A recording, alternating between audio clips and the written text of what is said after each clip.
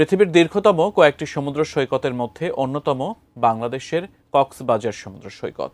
সেই সাথে বাংলাদেশ একটি দুর্যোগপ্রবণ দেশও। ঝড়, বন্যা, জলোচ্ছ্বাস ও উপকূলীয় এলাকাগুলোতে বেশি দেখা যায়।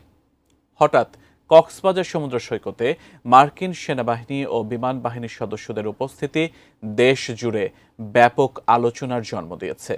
সামাজিক যোগাযোগ মাধ্যমে ছড়িয়ে পড়া কিছু ছবি ও ভিডিওতে তাদের উপস্থিতি চোখে পড়ে, যা সাধারণ মানুষের কৌতূহল বাড়িয়ে দেয়। কেন কক্সবাজারে মার্কিন বাহিনীর আগমন? বিস্তারিত জানাচ্ছেন জান্নাতুন নাহার জেরি।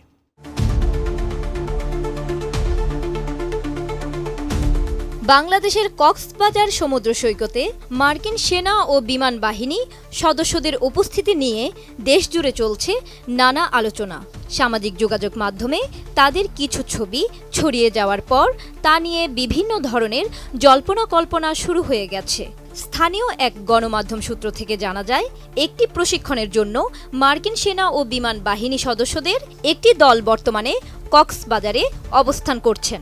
গত 18 মে এই প্রশিক্ষণ শুরু হয় এবং 4 দিনের প্রশিক্ষণ শেষ হয় 21 মে বুধবার সৈকতের হিমছড়ি প্যারাসেইলিং পয়েন্টে। ফায়ার সার্ভিস ও সিভিল ডিফেন্স সদর দপ্তরের মিডিয়া সেলের senior staff officer Shahjahan Sikder বিষয়টি নিশ্চিত করেছেন। তিনি জানান, ইউএস এম্বাসির সহযোগিতায় চট্টগ্রাম বিভাগের ফায়ার সার্ভিসের কর্মকর্তা কর্মচারীদের নিয়ে একটি সিরিজ কোর্স চলছে। এর আগে 27 এপ্রিল থেকে 1 মে হাই অ্যাঙ্গেল রেস্কিউ ট্রেনিং শেষ হয়েছে। আর আগামী 8 জুন থেকে 12 জুন পর্যন্ত MFR ট্রেন দ্য ট্রেনার অনুষ্ঠিত হবে।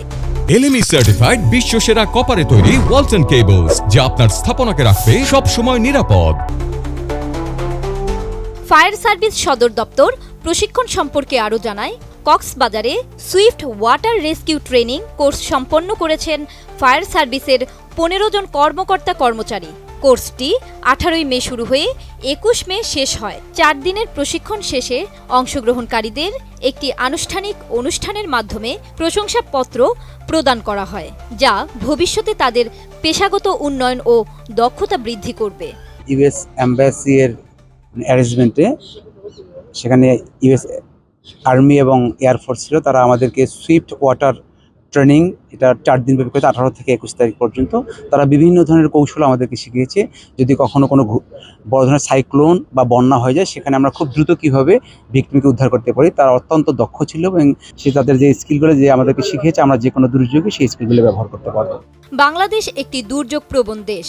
প্রতি বছর ঝড়, বন্যা ও জলোচ্ছ্বাসের কারণে হাজারো মানুষ ক্ষতিগ্রস্ত হয়। এই প্রশিক্ষণে জলোচ্ছ্বাস, ফ্ল্যাশ ফ্লাড বা বন্যায় ভেসে যাওয়া মানুষকে উদ্ধারের কৌশল শেখানো হয়।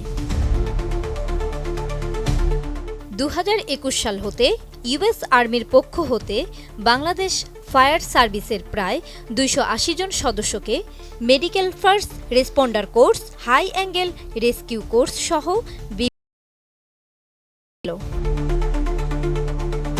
জান্নাতুন Nahar Jerry, desk report, ATN news.